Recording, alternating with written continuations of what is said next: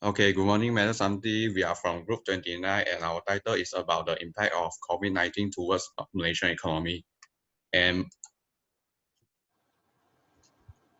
and my name is Teng Ziwei, which is the leader of the group, and I am responsible for introduce the introduction of the topic and the reason we choose COVID-19 as the title. And so before we start, we'll talk about what is economy. Economy is defined as the study of the choices that people make to attain their goals or objective given their scales of resources. It is all about weighing all different choices or alternatives. There are two factors of economy, microeconomics and macroeconomics. Microeconomics tries to understand human choices, decisions, and the allocation of resources. Macroeconomics examine the phenomena in the economy such as gross domestic product, GDP, and how it will affected by changes in unemployment, national income, rate of growth, and price levels. So what is COVID-19?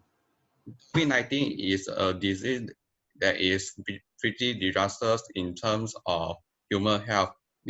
Currently, this disease could manipulate and even obstruct the pace of economy of the whole world, including Malaysia. COVID-19 can also be addressed as coronavirus.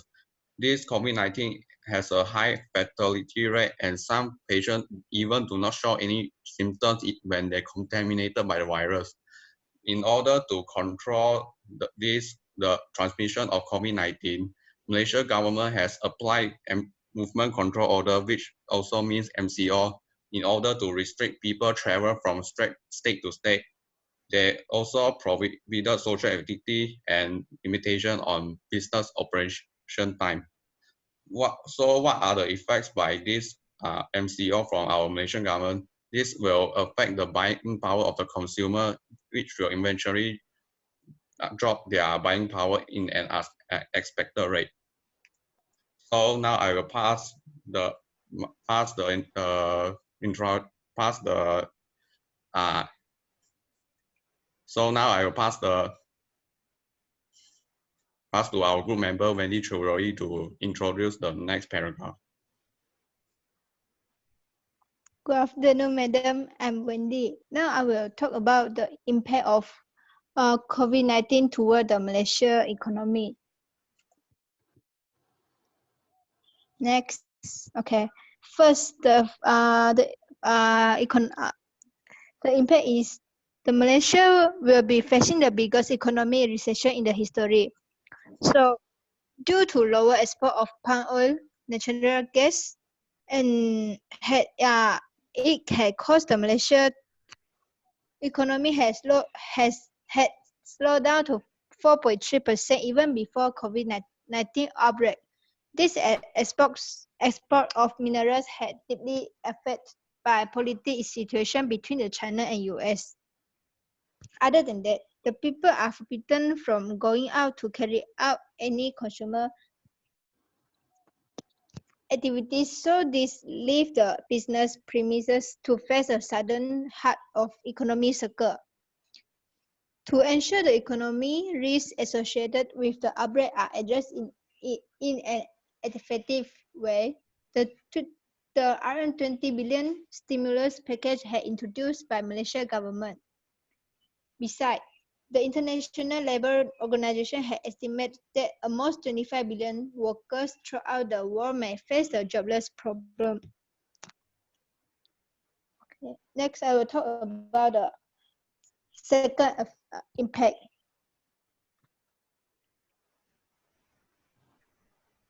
The second impact is the major impact will come through the tourism side.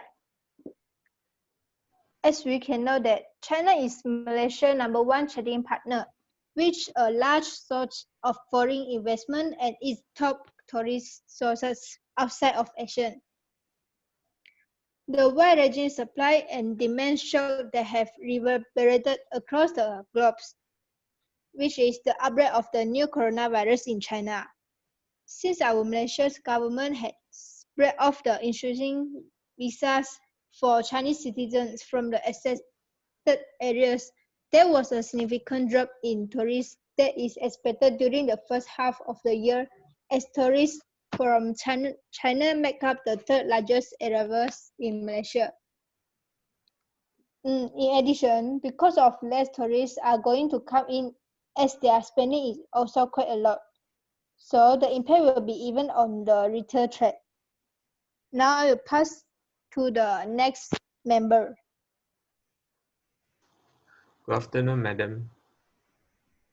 I'm Fang Zhenxian. I'm going to talk about another impact of COVID-19 towards Malaysia economy, which is the unemployment. So under this COVID-19 pandemic, many companies facing financial difficulties have made a decision as downsizing or retrenchment for their business. As a result, there will be many people facing job losses in this pandemic. The rate of unemployment has come to 9.2% projected by the Malaysia Institute Economy Research. And this has also worsened the situation of those low and middle income earners. They have to live hardly with any or no savings in the end of the month.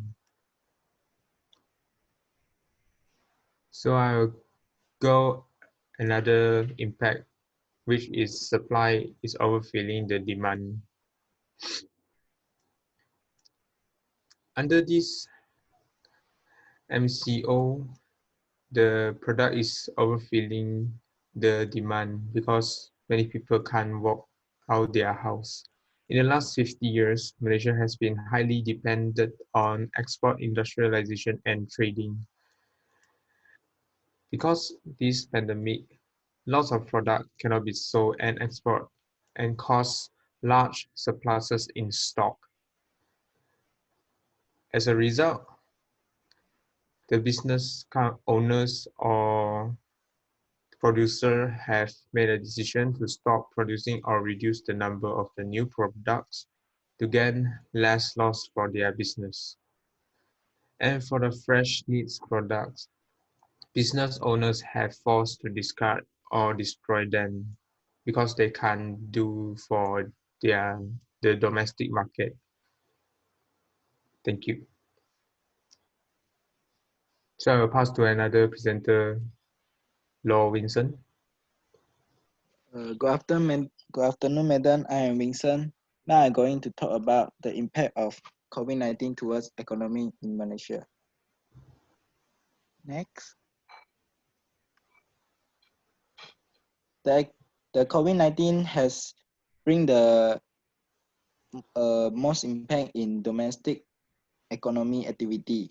Among the worst hit industry is the airline sector, which has been grounded for the most part by travel bans imposed to curb the spread of the virus. For example, the AirAsia Sdn Bhd has stopped their flights since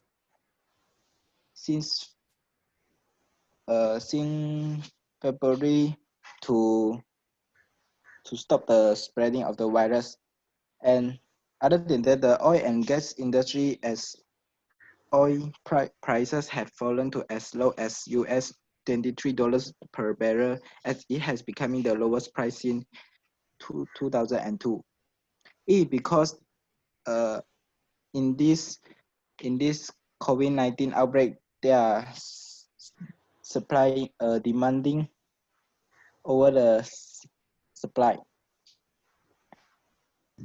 And on the flip side, the Malaysia Rubber Glove Manufacturer Association expect global glove demands to surge by 20% and 35% in the interim, because in this pandemic, a lot of gloves need to be manufactured and sent to all over the country. So the sector in manufacturing the global glove and other health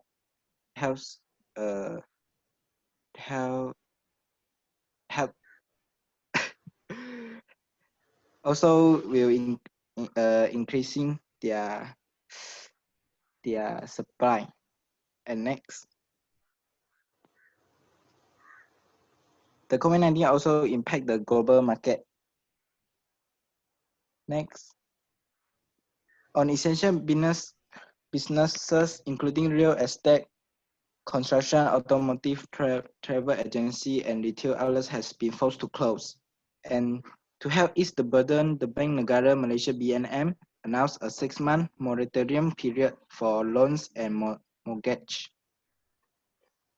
And third, the government recently announced that businesses could operate from 4 May 2020 while still adhering to the SOP and guidelines set by Ministry of Health, MOH, and other authoritative agency.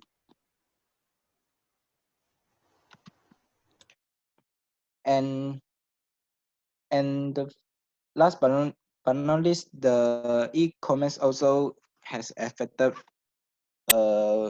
in this COVID-19 pandemic.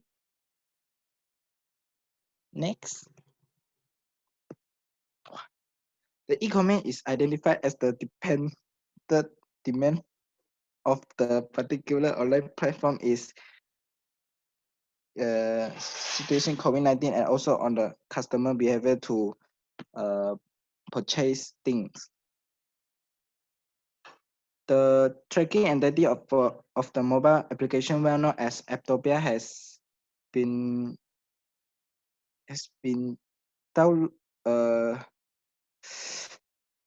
analyzed for many downloads of popular grocery applications such as Instacart have been significantly starting at the end of the month of February. And prior to the MCO, orders that were placed in the middle of January on multiple popular e-commerce platforms in Malaysia also warned their customers to expect delays for their orders from China. Many customers has canceled their order due to the delays in this COVID-19 pandemic. Fourth, it also impacting the sales as well as the buying behavior of the customer, because customer will cancel their order due to delay. Next. Next.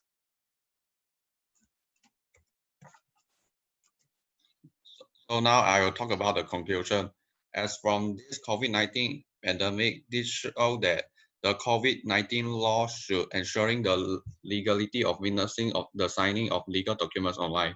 Second, this will reduce the burden of the landlord. The law should also allow the landlord to utilize the security or rental deposit. A COVID-19 law should also delay during the affected period to be disregarded and extension guarded. The law will provide for temporary measures to aid businesses, especially SMEs. Malaysia needs to enact a COVID-19 law to help the economy to recover from the pandemic. It has emerged as one of the pandemic health menace. So this is the presentation from our group D9. Thank you for watching.